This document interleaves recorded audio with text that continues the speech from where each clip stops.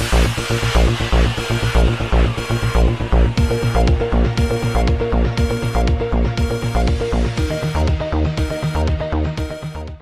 اللہ الرحمن الرحیم۔ السلام علیکم ناظرین، فیصل آباد کے government higher secondary school Ghulam Muhammadabad میں عارضی بنیادوں پر گورنمنٹ جنرل ہسپتال کی اوپی ڈی قائم کر دی گئی ہے۔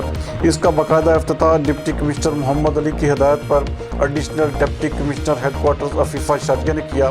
ہمارے ڈویژنل بیورو چیف میاں اعجاز رسول کے مطابق اس موقع پر میڈیکل سپرنٹینڈنٹ ڈسٹرکٹ ہیڈ کوارٹر ہسپتال و گورنمنٹ جنرل ہسپتال ڈاکٹر حبیب بٹر، ڈاکٹر اعجاز اختر اور دیگر ڈاکٹرز بھی موجود تھے۔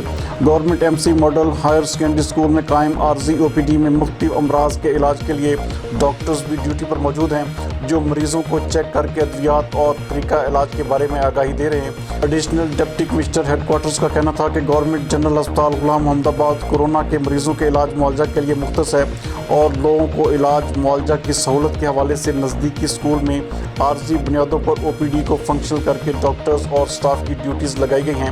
انہوں نے مریضوں کے علاج معالجہ کے حوالے سے اقدامات کا جائزہ بھی لیا اور طبی سہولیات کو چوکس رکھنے کی ہدایات بھی جاری کی۔